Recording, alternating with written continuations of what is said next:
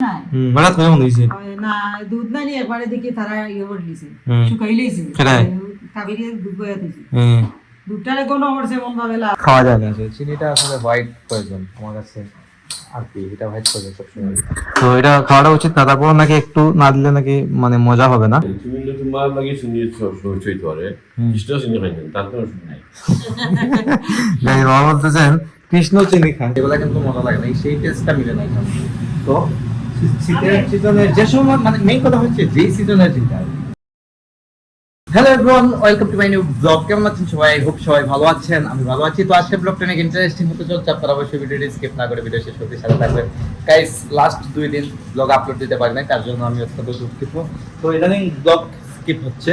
কারণ অনেক ঝামেলায় থাকি আর বাসায় কেউ থাকেন না এদিকে কয়েকদিন বিয়ের ঝামেলা ছিল ভান্ডার দিয়ে ছিল আপনারা জানেন সেটা তো বাসায় কেউ থাকেন না একাই থাকি তো অনেক সময় মনে হয় যে কি ব্লগ করবো কি মানে শুট নেবো তাই নেওয়া হয় নাই আর এদিকে আপলোডও করা হয় নাই তো সব ঝামেলা শেষ হয়েছে গতকালকে তো আজকে সবাই বাসায় আছেন সবাই বলতে কি মা বাসায় আছেন তো স্পেশালি মায়ের সাথে আমি ভিডিও করি তো আপনারা সেটা জানেন তো মা যদি বাসায় না থাকে তাহলে তো ভিডিও কি করবো তো এখন এদিকে কাজকর্ম চলতেছে মা কাজ করতেছেন এদিকে কি দাও ভাই তুমি ফুলকপি গাইস ফুলকপি শীতের সময় সিজনে যদি ফুলকপি না খাওয়া হয় না তাহলে কিন্তু এটা বড় একটা মিস হয়ে যায় মানে ফুলকপিটা কিন্তু খুবই ভালো লাগে মানে শীতের টাইমে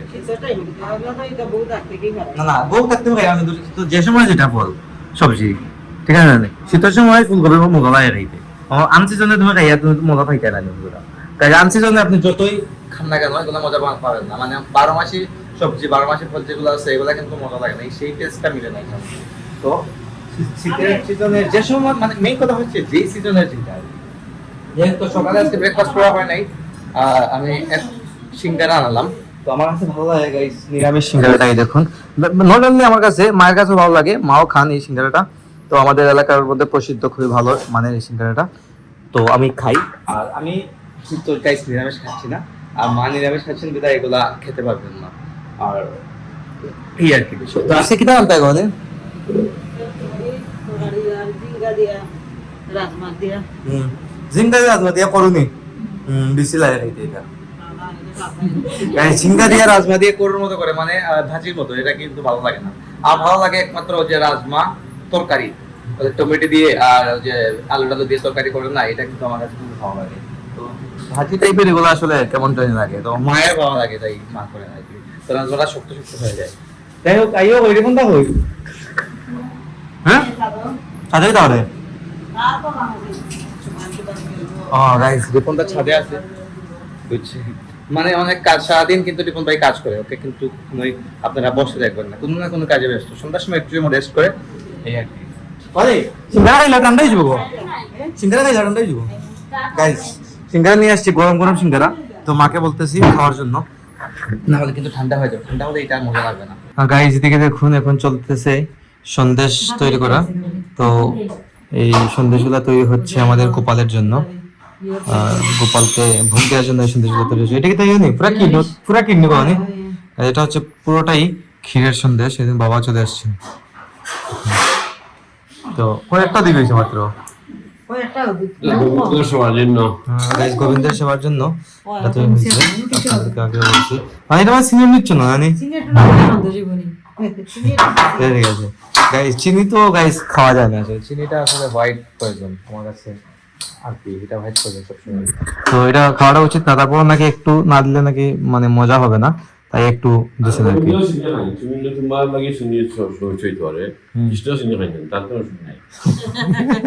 গাইস বাবা বলতেছেন কৃষ্ণ চিনি খান কিন্তু আমাদের জন্য তো সমস্যা নাই ঢং করতেছেন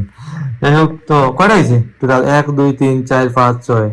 7 8 9 9টা কোনো প্ল্যান নাই হঠাৎ করে মনে হয়েছে না দুধ না নিয়ে একবারে দেখি তারা ইয়ে করে দিছে শুকাই লইছে কাবিরে দুধ বয়া দিছে দুধটারে কোনো করছে মন ভাবে লাল হয়ে গেছে ওহো সেটা কইতে আমি আর একটু আটাইলে আচ্ছা গাইস এগুলা হচ্ছে প্রিপারেশন ছাড়া দুধটা নাকি শুকিয়ে নিয়েছিল কাবিরে দ্যাটস ওয়াই এখন এটা তৈরি করে নিয়েছেন ভাবলেন যে বেশি গরম মানে লাল হয়ে গেছে তাই এটা হয়ে গেছে আর কি তো এখন লাঞ্চের টাইমও হয়ে গেছে রান্না হয়ে গেছে তোমার কেন আজকে দেখে আসি কি রান্না হয়েছে আজকে অবশ্যই এদিকে ফুলকপি তরকারি এটা কিন্তু আমার ভালো লাগে। তাজা রাজমা দিয়ে ভাজি, আর এই যে কি ঝিঙ্গা দিয়ে, আর আলু ভাজি না লাউ ভাজি হবে। তো এই তিনটে আইটেম। মাথা বলতে গেছে না এটা, আমার জন্য নাকি মাছ তৈরি হয়েছে। তো আমার জন্য ঘরে শুধু মাছ তৈরি হয়, আমি নিরামিষ খাই না, আমি আমিষ খাই। এই মাছ তরকারি আমার জন্য তৈরি হয়েছে। যাই হোক, লাঞ্চ করবো এখন গাইস। এখন হয়ে গেছে সন্ধ্যা, আর এদিকে ঘরে চলতেছে কীর্তন, আপনারা ঝান আর করতারা আওয়াজ শুনতে পারতেছেন। আর এদিকে গাইস দুপুর থেকে জানি না কেন হঠাৎ করে আমার প্রচন্ড মাথা পেন করতেছিল। যাই হোক, তো ঘুমিয়ে গেছিলাম কিছুক্ষণ,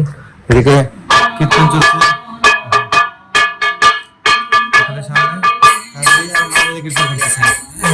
আমি যাবো তো নিজের দেখে রূপন ভাই আছে কিনা জানি না, দেখে আসি। রূপন দা, রূপন দা, এই রূপন ভাই ঘরে নেই, বাইরে গেছে। আমি এক কাপ কফি খাবো, তো তার আগে দেখতে হবে কফি আছে কিনা। হয়তো মনে হয় কফি নাই, শেষ হয়ে গেছে মেবি, শেষ হয়ে গেছে। এই কফি খাই সব সময়, সমস্যা নাই, সেটা শেষের কম নাই। দুধের একটা কফি আছে, এটা খেতে পারবো, এটা কিন্তু ভালো আছে। তো পানি গরম করতে হবে, তার আগে পানি গরম করে আমি তৈরি করবো। তৈরি করা একদমই ইজি, আমার কাছে সব থেকে ইজি মনে হয় কফি তৈরি করা। দুধের আর কিছু পানি তৈরি করতে, যেগুলো কোনো রান্নাও করি নাই, জাস্ট কফিটা বানাইতে পারি আর চাটা নিতে পারি নিজে। আর যেগুলো খুব রান্না কিভাবে করতে হয় তার আসলে আমি জানি না নিজে। যাই হোক, কফিটা তৈরি করে আগুনটা খুব করে চলে আসে। তো চিমনিটা চালাতে হবে, যদি চিমনিটা না চালাই তাহলে কিন্তু ধোঁয়াগুলা যা আছে এগুলা ঘরের ভেতরে থেকে যাবে, বাইরে যাবে না। চিমনিটা কিন্তু ভালো চালানোটা। এটা দিয়ে এক কাপ করে দেবো, মানে দুধের কফিগুলো খাইতে খাই সময় কি অ্যাসিডিটি প্রবলেম করে, এই একটা বিষয়, আর কিছু না। তো এমনিতে কিন্তু গাইস খেতে মজা লাগে। তো গাইস কফি নিয়ে চলে এলাম আমি এই রুমে অনেকটা নয়েজ মা উপরে কীর্তন করতেছে তাই। তো কফিতে তো চুমুক দেওয়ার সাথে সাথে গাইস মাথার যে পেইনটা এটা কিন্তু অনেকটাই সরে গেছে। তো কফিতে আমি এতটাই অভ্যস্ত হয়ে গেছি যে কি বলবো আপনাদের, যে কফি না খেলে মাথার পেইন শুরু হয়ে যায়। তো আজকেও মাথাতে পেইন শুরু হওয়ার মেইন কারণ হচ্ছে সকালে আমি কফি খাই নাই, পেইন হয়েছে। যাই হোক, অভ্যস্ত হয়ে গেছে, এটা কিন্তু ঠিক না গাইস। কফি তো এমনিতেই বেশি খাওয়া ঠিক না, আমি বেশি খেতে খেতে ওটা অভ্যস্ত হয়ে গেছি, তো আমার খেতেই হয়, কিছু করার নেই। যাই হোক, তো কফিটা খেয়ে চলে যাবো উপরে গিয়ে ভিডিও এডিটিং শুরু করবো। কিছুক্ষণ পরে ব্লগ আসতেছে ফেসবুকে, আজ 3 নম্বর দিন, মানে 2 দিন ব্লগ আসে নাই। আপনারা বেশি করে সাপোর্ট করবেন, আমাকে সাপোর্ট করে আমার সাথে থাকবেন, আর দেখা হচ্ছে আপনার সাথে নেক্সট ভিডিওতে। ততক্ষণ ভালো থাকুন, সুস্থ থাকুন। Thank you so much for watching.